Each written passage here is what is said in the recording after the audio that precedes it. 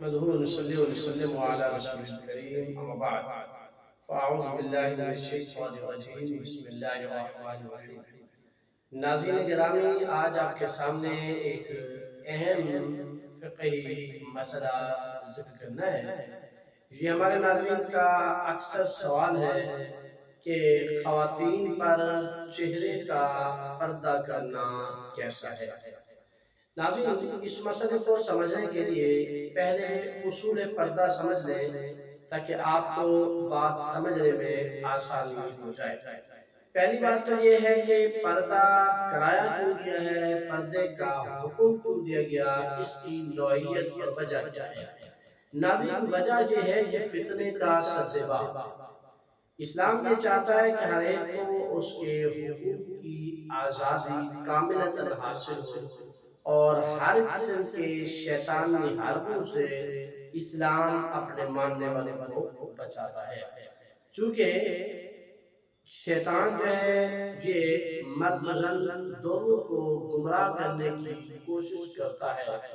اس لیے اسلام نے حکم دیا کہ عورت جو ہے وہ جسم کا پردہ کرے اور مرد جو ہے وہ اپنی نظروں کا پردہ کرے، تاکہ مرد کی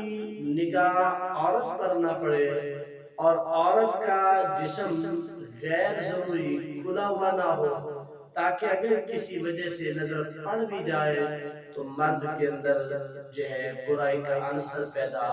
نہ ہو۔ تو ناظرین، اسلام نے اسی لیے حکم دیا عورت کو جسم کے ڈھانپنے کا، اور مرد کو حکم دیا کہ تم اپنی نظروں کو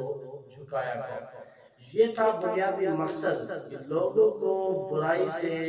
شیطانی شکنجے سے آزادی دی جائے۔ ناظرین، اب دیکھنا یہ ہے کہ جو خاتون سائل ہے جو یہ پوچھ رہی ہے کہ اگر اس نے چہرے کا پردہ نہ کیا تو سامعین میں یا دیکھنے والوں میں کہیں فتنے کا عنصر تو نہیں پایا جاتا۔ پھر دوسری بات یہ بھی ہے، بعض یہ بھی سوال کرتے ہیں کہ پردہ کرنا چہرے کا واجب ہے یا مستحب ہے۔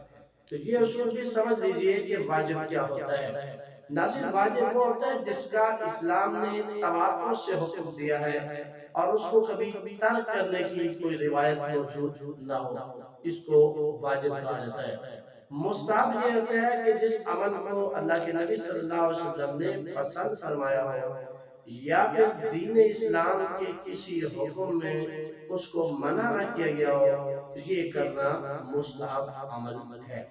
مثال کے طور پر عورت کے لیے چہرے کا پردہ واجب کب ہے؟ یہ اس صورت میں واجب ہے کہ جس وقت عورت غیر مردوں کے سامنے جائے، مردوں کا اختلاط ہو، مرد وہاں پہ کثرت کے ساتھ ہو، عورت اور مرد جو ہے یہ ایک بھیڑ کی شکل اختیار کر لیں، تو اس صورت میں عورت کو چاہیے کہ وہ اپنے جسم کو چھپائے اور پردے کے ساتھ جائے۔ یہ اس صورت میں عورت پر ایسا کرنا واجب ہے۔ دوسری صورت یہ ہے کہ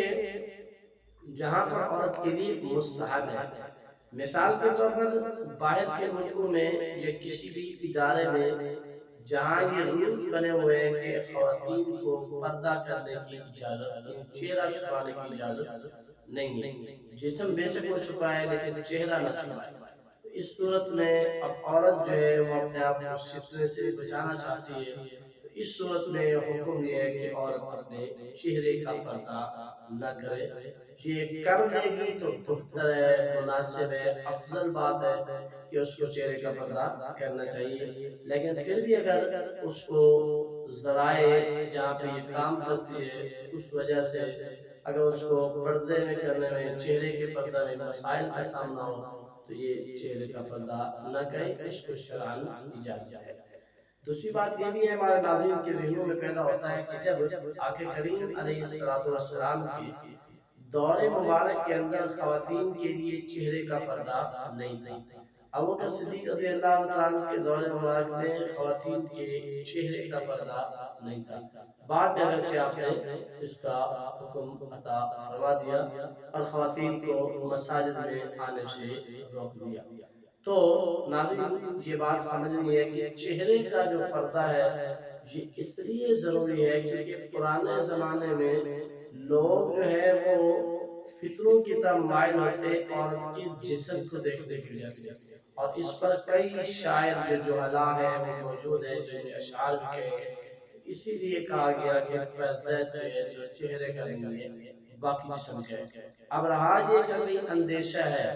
کئی خطرہ ہے، جیسے اس دور کے اندر لوگوں کا مزاج بن چکا ہے کہ وہ چہرے کی طرف نظر کرتے ہیں، اگر چہرہ ان کو خوبصورت نظر آئے تو پھر یہ لوگ برائی کی طرف مائل ہو جاتے ہیں۔ تو اس صورت میں چہرے کا پردہ کرنا لازم اور ضروری ہے۔ اللہ تعالی ہمیں سمجھنے کی توفیق عطا